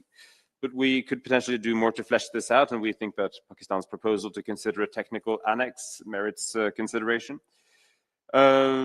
Chair, we also took good note of the concerns raised by some delegations regarding the placement of paragraph 5 in our text, that the notion of context-appropriate human judgment and control, which is not currently a rule or a principle of IGL in and of itself, but this is grouped together with paragraphs that indeed do reflect rules and principles of IGL. If we understand correctly, the concern is that this juxtaposition could suggest that paragraph 5 has the same normative or legal status as the other paragraphs in that box. As Austria mentioned just now, this seems to be a bit of a temporary problem. We will, after all, have to come back to the placement of this paragraph and the other elements of box 2 once we start working on our prospective future instrument. But that said, for us, we think that paragraph 5 in its current location serves as a rather logical and useful preface to the various measures and regulations to ensure IGL compliance in box 3. Context-appropriate human judgment and control is our attempt at explaining at an overarching level what kinds of measures that would be needed to ensure IGL compliance in the very specific case of laws, which with the very special and novel problems and concerns that autonomy raises in this regard. But like Ukraine and Austria, we believe that it could be a solution perhaps to move paragraph 5 into a separate box of its own after box 2. That way we would separate it from the other paragraphs whilst retaining the spotlight on what is indeed a very central part of our respective set of elements. Thank you. I thank the distinguished representative of Norway. Next on my list is Portugal, to be followed by Luxembourg, Spain, Bulgaria, and Denmark. But let me now pass the floor to the distinguished representative of Portugal. You have the floor. Thank you, Chair. And since this is the first time I'm taking the floor, I'd like to first of all thank you for your leadership. We would like to say very briefly that we do support box 2 as it is, and particularly the inclusion of paragraph 5 in box 2 with the current draft. We do think that the expression context-appropriate human judgment and control is appropriate here and is an honest attempt to reach consensus. It has many advantages in our view. We would like to highlight one of them, which is the inclusion of the term judgment. And judgment directly points out to an ethical assessment, which is very important in our view in this discussion, and that in turn reinforces the accountability element, which is by itself important to uphold international humanitarian law when applied to lethal autonomous weapons systems. We take good note of those allegations that refer to the term context appropriate as being a bit vague or not sufficiently based in international humanitarian law framework. But as others, we would like to point out that every body of law, including international humanitarian law, is contextual, and its application is indeed context dependent. So this is not really a new element. It's really something that goes into the heart of the theory of law and of international humanitarian law. In our view, context dependent or appropriate also in the context of lethal autonomous weapon systems clearly points out to, at the very least, the critical stages of the life cycle of a given weapons system. We are here, of course, going or trying to build, categorize and build some terms that are not perhaps in use or are not for sure in use for decades now. So it's something rather new. But nevertheless, the reality of artificial intelligence as applied to military affairs is also rather new, and the mere fact that we are discussing it within an umbrella of a convention that is that refers to conventional weapons. Well, artificial intelligence has nothing of conventional, and we really need to be creative while trying to apply and to be sure that the international humanitarian law is applied in this context. So going forward, we do see already a very good explanation or in working paper 4, which we commend.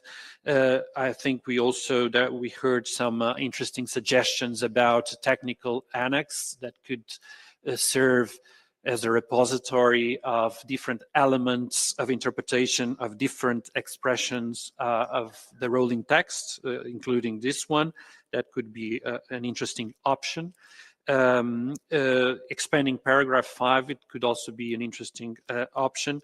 But we, most of all, we would like to encourage everyone to continue focusing on really what is context appropriate, what is control here, and to see how can we better explain it so that the discussions, the very in-depth and substantive discussions that we are having here about this issue do not, they stay in the memory of this meeting and can inform other meetings and hopefully also the negotiations of a future international legally binding instrument. Thank you.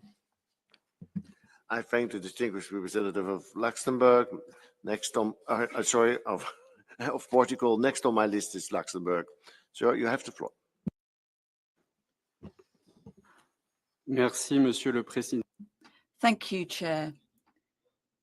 We wish to add our voice to those delegations who have pleaded in favour of keeping the concept of context-appropriate human judgment and control as it figures in the current version of paragraph 5 of the second box. We would also draw attention to the working paper on the human element that was submitted to us by Bulgaria, Denmark, Finland, France, Germany, Italy, the Netherlands, Norway, Spain, Sweden, and our delegation. This document represents an effort to explain in a clear and concise manner our understanding of this crucial notion. Without going into the details of this document, which has already been presented eloquently by colleagues before us, we wish to encourage delegates to consult that document and would like to invite those who wish to do so to comment on it and react to its contents, so that we can come to a common understanding of what is meant by context-appropriate human judgment and control, and guarantee that this key principle be maintained in the text. Thank you, Chair.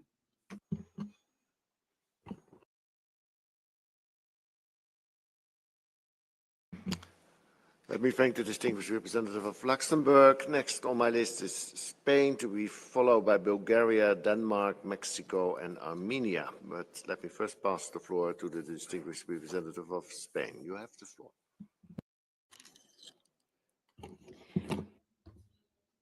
Distinguished Chair, first and foremost, allow me to thank you for the fantastic work you have carried out and that your team has carried out in bringing to this forum the document presented to us, which conflates terms and concepts which have been widely accepted and strike a solid balance between the different positions. As regards the second box, my delegation doesn't have any comments with regards to paragraphs 1 to 4. We think they are appropriate and relevant, reflecting the application of IHL, or international law, and in particularly IHL, which is fundamental for my delegation. As regards to the delegation's comments on paragraph 4, we think it is relevant to maintain the explicit reference to the Martins Clause in there. As regards paragraph 5, allow me to recall the working paper presented by the German ambassador yesterday on behalf of a group of countries, including Spain, focusing on the human element. The states presenting that believe there is wide-ranging convergence between the states here represented concerning the importance of that human element. The term human control has been discussed as a core concept within discussions on laws. Subsequently, debates led to the concept of context-appropriate human judgment and control, which has been explained and laid out in numerous working papers and other texts on this subject. The evolution to the context-appropriate human judgment and control arose in the running text in order to conflate, bringing together various points of view. Although my country does understand that the principal concept here is human control, we have, with a view to supporting consensus, agreed to support the broadening of that to the context-appropriate concept in terms of the capacities and abilities of laws. This obviously can include non-direct human control and judgment. As we understand it, in order to ensure principles of responsibility and accountability, there must be sufficient judgment and control always in the use of laws in order to assess the correct use of these weapons. Furthermore, we must also take into account guiding principle C, which regulates the machine-human interaction, which depends on factors such as the operational context, or indeed the characteristics and capacities of the laws in question. Distinguished Chair, as regards the proposals to move this paragraph to another box, allow me to say that my delegation does believe it has its correct place in the second box. Nonetheless, it's vital for us that the mention of human control is very clearly clarified and used in this text. Thank you. I thank the distinguished representative of Spain for her intervention and now pass the floor to the distinguished representative of Bulgaria. You have the floor. Thank you, Chair. with regard to box 2, we can support all 5 paragraphs, including the formulation context-appropriate human judgment and control, which we see as a practical compromise. Together with the two-tier approach group, we prepared a joint working paper entitled Joint Working Paper on the Human Element, which was presented yesterday by Germany, and we encourage the high contracting parties to consult it, as it reflects our comprehension of the term context-appropriate human judgment and control.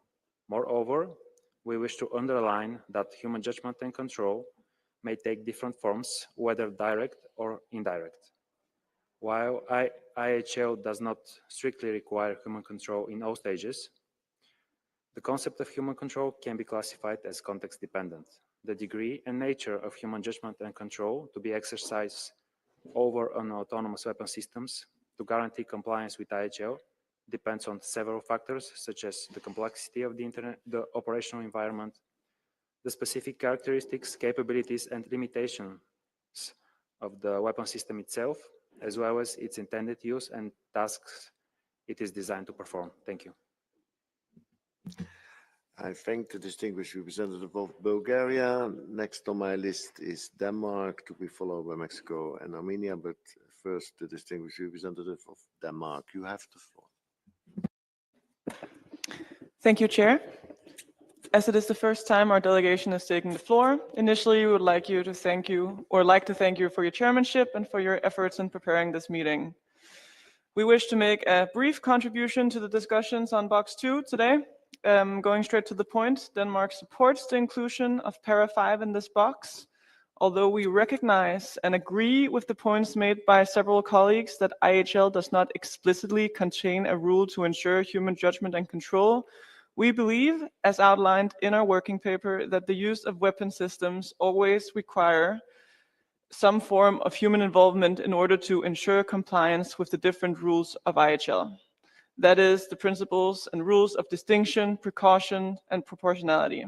To make this link, we find it appropriate to include Para 5 in this box. Thank you.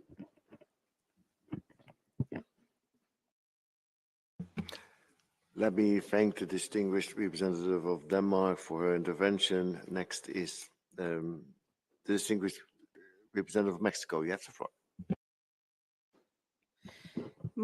Thank you very much, Chairperson. Firstly, I wanted to say that my delegation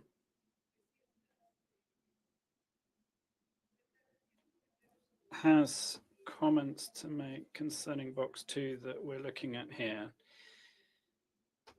Nonetheless, the exercise that's happened so far, bringing together various different elements that have been debated in the group under this box and which are essential for the understanding of the box and for the reiteration of the integrity of IHL, which is very important for my delegation, means that we're happy to accept this section as it stands. And with regards to some of the comments made concerning the appropriateness of retaining Paragraph 5 in this box, we do see advantages to that independently from the fact that we accept that some of these questions needs to be discussed and refined. But we do think it is important to retain the explicit mention of the Martins Clause, which we believe is very relevant in this instance. And we believe that provides a degree of guarantee that this remains in line with IHL independently of any future technological advance. With regards to Paragraph 5, we believe that the wording that has arisen after so much discussion to try and progress us towards a potential consensus, which includes the elements of context, judgment, and human control, is important to now retain in conjunction with the need to ensure that the effects of laws are indeed always in compliance with international law, and in particular with IHL. Finally, I want to recall that my delegation has, on a number of occasions, said that in this section, we should make it clear that all of this is without prejudice to the fact that there are other legal obligations under other IHL systems, in particular human rights law and criminal law. But we understand that in the scope of application of the CCW, the sentence here that's been used to retain international law, in particular IHL, does indeed encapsulate all of that concept. At the end of the day, I reiterate that for the Mexican delegation, the most important thing here is to retain the explicit force of international law and its integrity here. Thank you. I thank the distinguished representative of Mexico for her intervention. Next on my list is Armenia, to be followed by the Russian Federation. Let me now pass the floor to the distinguished representative of Armenia. You have the floor.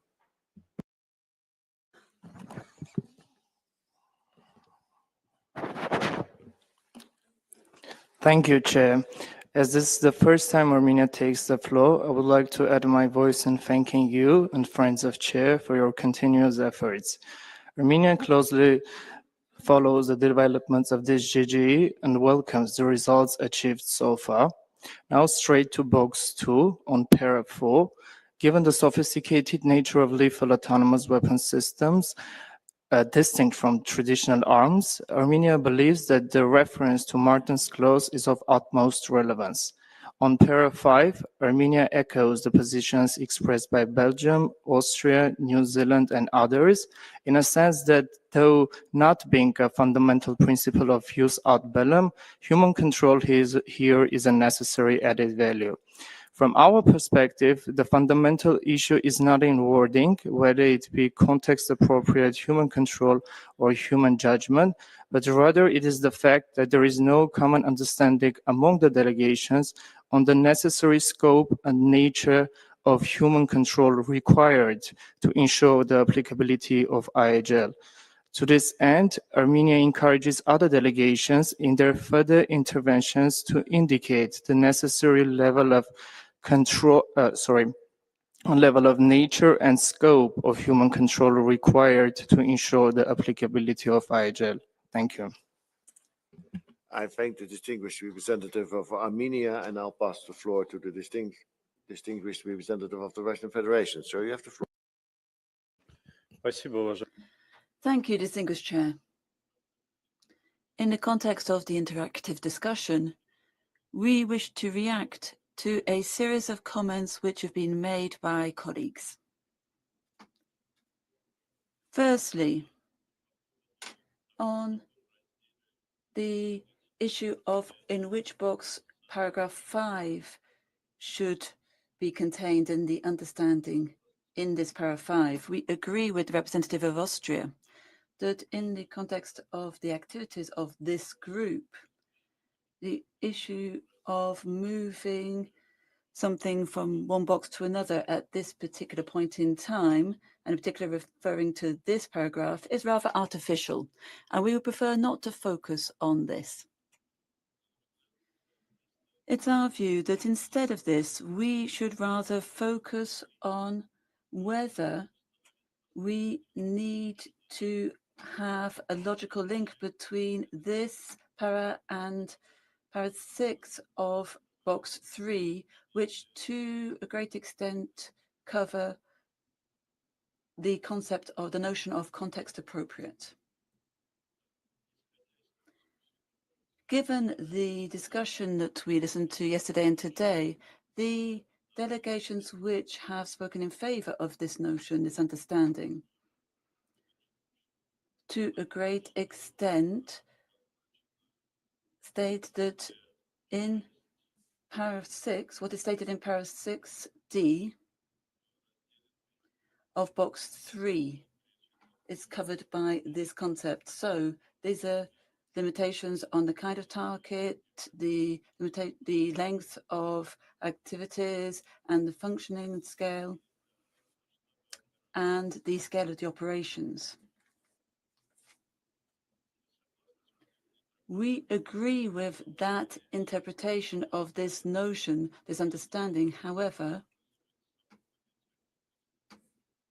perhaps we should not use the term context appropriate, but to explain it in detail as it's done, we believe, in box 3, para 6D.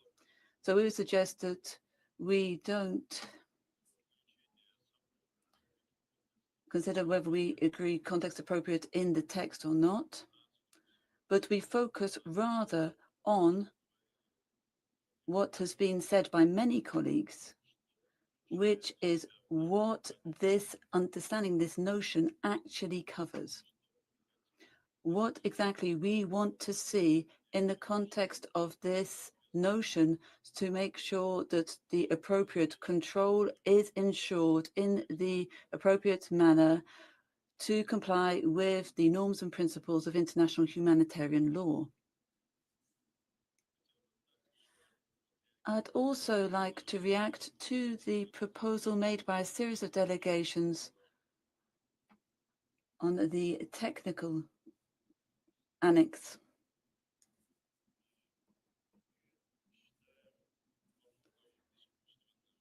We consider to a great extent this proposal to be rather artificial whilst we're discussing this in the GGE, given the mandate of this group. Once again, I'd like to repeat what other colleagues have said. We are not at the stage of negotiations on any instrument of any kind. And so I don't think that we really need to talk about any kind of technical annex or any other kinds of annex. Our premise is that any concerns of outcome, recommendations, conclusions should be considered in the context of preparing the draft report of the group, and all other substantive understandings, conclusions, recommendations could be included directly in the text of the report itself. So we don't need to complicate our task here and to talk about any kinds of technical annexes, as we don't really have a full understanding of exactly what is meant, what exactly could be contained in it, and whether such an annex would actually be required at this point in time.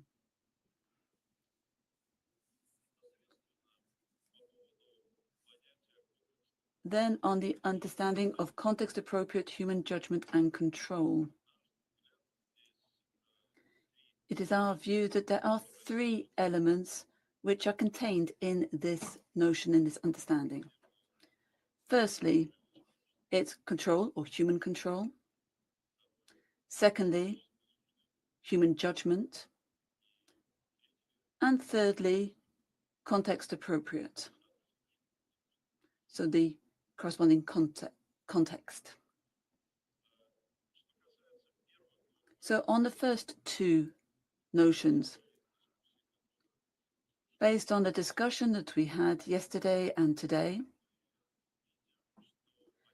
we can see that the understanding of human judgment is an integral part of the understanding of the notion of human control,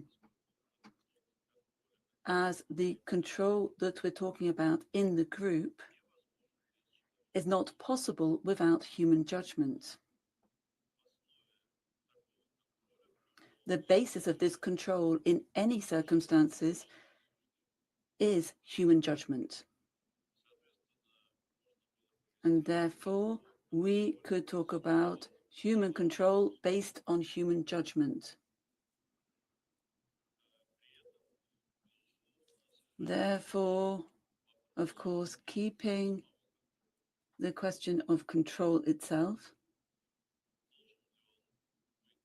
whether it should be human or as has been suggested by some other delegations, whether it could be just control itself without specifying exactly that this control should be human control. Our delegation, as we said yesterday, is prepared to adopt a flexible approach to this, as our premise is that in any case, such control will be based on human judgment, and such control in any case directly or indirectly will be carried out by a human. Therefore, we are prepared to agree to the use of any of the two terms, just control or human control. Once again, I'd repeat that using in parallel both of these terms, human judgment and human control, or judgment and control, so human judgment and control or human control, is superfluous, we believe, because as we said before, human judgment is an integral part of control. So taking a decision is one of the elements of controlling the weapon system. So either we should use just one of these two terms, or perhaps, as we said, we could consider how we could use control on the basis of human judgment or human control on the basis of human judgment. Turning to the term context appropriate, as we've said earlier, we consider a promising avenue to explore our discussions on this. We believe we should discuss this so that we can fully unpack this understanding, as is done in 6D of box 3, and to possibly limit ourselves to how this is presented in 6D of box 3, and also guiding principle C, where we also see the human-machine interaction and where such a term should be used, the operational context, and the characteristics of the weapon system. So we considered that guiding principle C could and perhaps should as well be used here as a basis to define, to specify the operational context, the characteristics of the system, which we believe is absolutely vital, and also to understand the potential, the capabilities of such systems. Thank you very much. I thank the distinguished representative of the Russian Federation for also reacting to statements given by other delegations. I have two more requests for the floor in the meantime. I have the International Committee for Robot Arms Control, and I have Guatemala. But let me first pass the floor to ICRAC. You have the floor. Thank you, Chair. As this is the first time the International Committee for Robot Arms Control is taking the floor, we would like to thank you for your work in preparing the rolling text and organizing this meeting, which continues to advance the discussions of the GGE toward a consensus document. In the interest of preserving consensus in the face of the many suggestions from states to move or remove paragraph 5 from box 2, we would like to suggest some minor changes that might make the paragraph clearer, and in particular, clarify its relation to the underlying concerns expressed in box 2 regarding the applicability of IHL and potential threats to legal responsibility posed by autonomous weapons. Towards this end, we suggest the following wording. Context-appropriate human judgment and control is needed to ensure legal responsibility for the use and effects of laws in compliance with international law, in particular IHL, including applying the principles and fulfilling the requirements of distinction, proportionality, and precautions in attack. Thank you. I have thanked the distinguished representative of ICRAC. Next on my list is Guatemala. You have the floor. Gracias. Thank you, Chairperson. In order to comply with your explicit instructions and repeated request to maintain our statements as brief, I'd like to start by thanking you, because I don't want to pass over thanking the Chair and the Secretariat for the preparation of this important document, which I'm sure will stand us in good stead for this important debate. Sorry for arriving late to this important discussion, which is taking place today. And as far as our limited understanding of this issue goes, I would like to make a request that under box 2, the Martins Clause is retained, and under paragraph 5, I would like to quote Dr. Kallenberg, former chair of the ICRC, who on IHL said that for the history, throughout the history of civilizations, we have developed standards aimed at minimizing violence, including the form of institutionalizing violence that we call war. And he said that limiting that goes beyond the sense of the use of it itself. The development of this limitation for us in international humanitarian law is done, obviously, ultimately, to the betterment of humans, and therefore we need human judgment and control to be at the heart of that. And in saying that, I want to align myself with what other delegations have said, who have requested the retention of those terms. And I reserve the right to comment further down the line. Thank you. I thank the distinguished representative of Guatemala for her statement, and she was the last on my list. Oh no, I see somebody waving a plaque, but we have some difficulty in recognizing. Sorry. Oh, yes.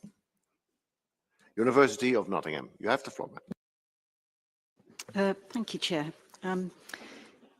It's clear that human control has been identified throughout the GGE sessions of being of paramount importance to these discussions. It's precisely because of the autonomous potential of AI technologies in this area, including machine learning, deep learning and robotics, that it was established very early on in the discussions that states would not tolerate systems, machines operating on their own without any human oversight, supervision, control or responsibility. But it's also equally clear that a number of delegations would like more specificity and detail in relation to paragraph 5 in box 2. I'd like to try and assist in this process by perhaps referring to some of the work that's already been done in previous sessions. If we look back at the GGE Chair's pie chart of the 11th of April 2018, there was reference to human-machine touchpoints, and there was reference to different stages at which there may be humans involved, or the system itself, and therefore this could help us elaborate upon what human control means, how it manifests, and how it could be detailed. We've heard a number of delegates refer to the life cycle of a system. The distinguished delegate of Russia yesterday, today from India, and many other delegates. And I think this is helpful in trying to elaborate on what these terms mean: context appropriate, human control, or human judgment. I think the distinguished delegate from Ukraine's suggestion of moving this to a separate box is sensible, because it will enable for the elaboration of these terms in more detail to satisfy clarity, but also enable practical implementation. Some examples of context elements that have been given are space, time, and target. We could include system in there as well. I'd like to give it some examples here of human control. Command responsibility is highly relevant to current discussions. because it actually represents a clear example of human control and judgment. And there are specific ways in which this manifests in the law. The choice of weapon that's used, that's methods and means of attack, which the commander decides to employ, comes under command responsibility. That's Article 57, paragraph 2, subparagraph A, subparagraph 2. If the commander orders employment of a weapon in the knowledge that it cannot predictably and reliably discriminate between combatants and civilians, or military objectives and civilian objects, this would be a failure to discharge the duty to prevent and suppress breaches of IHL under Article 87 of AP1. Second example under command responsibility is the use of that weapon. How subordinates, the commander's subordinates, use that weapon also comes under command responsibility. And finally, another example is the attack decision itself. Prior to any attack, under Article 57 of AP1, there is an obligation to take feasible precautions. These are clear examples of control and judgment that's being exercised that exists in the law. And I hope this will be helpful for delegates to reflect upon and perhaps elaborate on what these terms mean. Thank you. I thank the distinguished representative of the University of Nottingham and look around the room whether there are any. Yes, there's one more. Is Utrecht University? Yes, madam, you have the floor. Thank you, Mr. Chair. I speak today as an international law scholar whose work focuses on the legitimacy of military operations in an age of increasing autonomy. My comments now relate to Box 2, paragraph 5 of the rolling text, specifically on context-appropriate human judgment and control. I will also provide my full written commentary to you and your team for further consideration. A useful reference for our discussion is the joint targeting cycle, as highlighted by the distinguished delegate from the ICRC yesterday and others throughout discussions, the structured process militaries use to select and engage targets. This cycle ensures compliance with legal, ethical, and operational standards, and it highlights where and how decisions about civilian protection, proportionality, and precautions in attack are made. At each stage of this process, commanders must make complex assessments, often under time pressure, balancing military necessity with humanitarian concerns. These judgments are not purely objective or mechanical. IHL acknowledges that proportionality is inherently context-dependent and requires a commander's common sense, experience, and good faith. This is captured, of course, in the reasonable military commander standard, as raised by the esteemed delegate from Ukraine earlier this morning. The standard recognizes that decisions during armed conflict involve uncertainty and subjectivity, but it also sets clear legal and ethical boundaries. Importantly, no algorithm, checklist, or technical tool can replace this kind of human judgment or control. They can support decision-making, but ultimate responsibility and accountability, as outlined in later discussions, specifically referencing Box 5 text, rests with humans. Why is this so crucial for work on lethal autonomous weapon systems? Because proportionality is not just a matter of calculating civilian deaths or damage in a quantifiable way. It also includes injuries, displacement, destruction of infrastructure and livelihoods, even harm to culture and environmental assets. These are not reducible to data points. They demand qualitative reasoning, analogies with past cases, and moral judgment.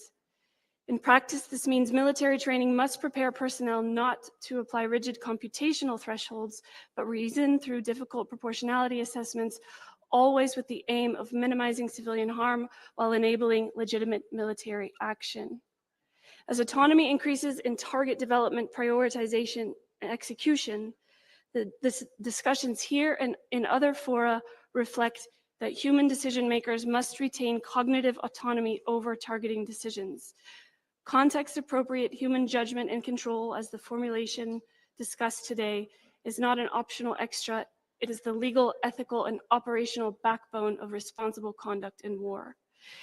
In conclusion, Mr. Chair, I urge that work on Box 2 clearly affirms that context-appropriate human judgment and control must remain central within the joint targeting cycle.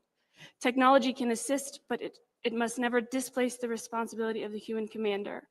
I thank you for your attention, and again, I will provide the full written intervention for the chair and your teams for their consideration. Thank you. Let me thank you for that also. Next on my list is APILS. You have the floor, sir. Thank you very much, Chair. We think that in Box 2, paragraphs 1 through 3 appropriately reflect principles derived from existing law and earlier consensus views of the group. We also very much support the way in which the Martens Clause has been retained in paragraph 4. Paragraph 5 reflects, of course, the critical point that legal compliance in the use of laws requires some kind of human-machine interaction. And to capture that interaction, it introduces the concept of context-appropriate human judgment and control, which is later reflected in Box 3, Para 6, and Box 4, Para 2. We believe that it is helpful to think here, as a number of delegations have already done, about the relationship between these different parts of the rolling text. On our reading, paragraph 5 here reflects the objective of having context-appropriate human judgment and control, namely ensuring legal compliance. Box 3, paragraph 6, on the other hand, outlines the practical measures for ensuring such judgment and control. Seen in this way, the concept of context-appropriate human judgment and control serves as a linkage between compliance with the law on the one hand and the various practical measures on the other hand. With that in mind, we also support retaining that language here or in a separate box as proposed by the Ukrainian delegation. Concerns have been expressed about the redundancy of referring to both control and judgment and the relationship between these two concepts. But that relationship could perhaps be addressed by slight tweaks in the language. For example, the phrase control based on context-appropriate human judgment or control informed by context-appropriate human judgment might be options in this regard. I thank you, Chair.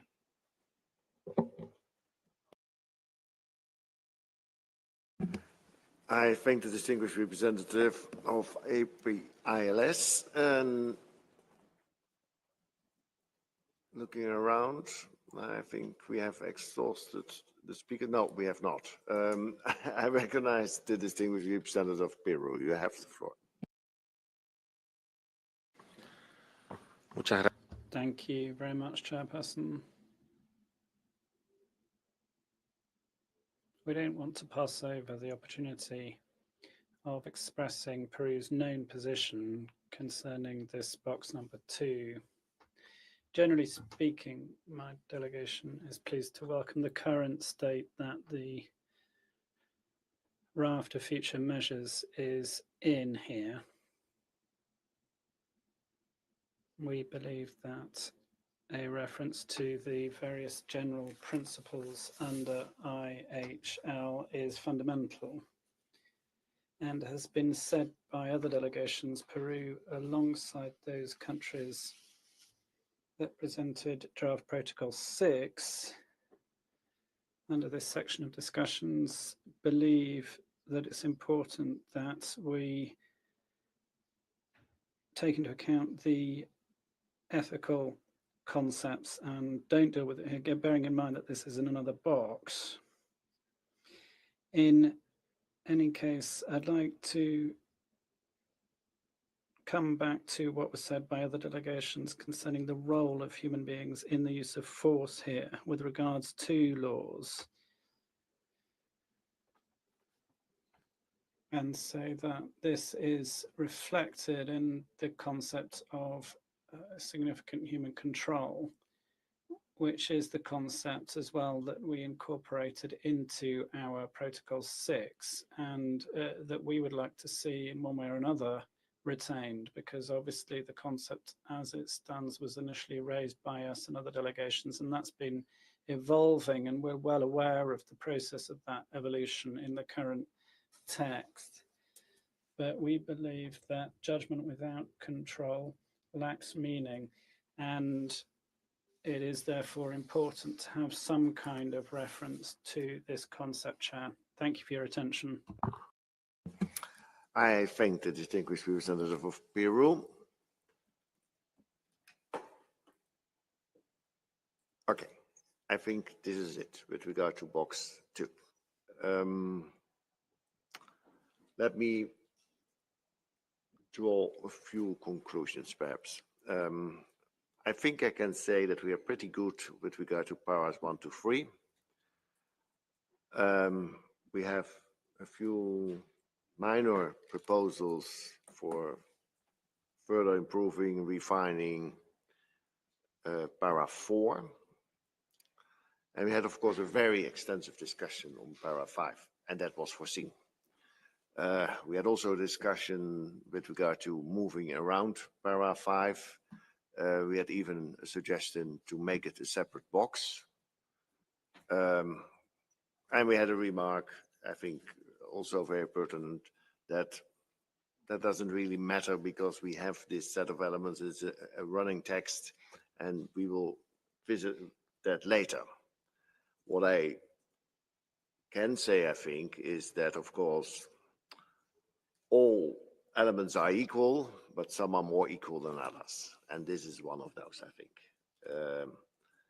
And I think also that we agree that further work needs to be done. So I will try to organize that in the course of this week. And that was also something that was already more or less foreseen from the outset, because this is, I would say, the heart of the matter. So having said that, and looking also at the clock, I think now starting our discussion on box 3 and then only having a handful of statements is perhaps not the good start.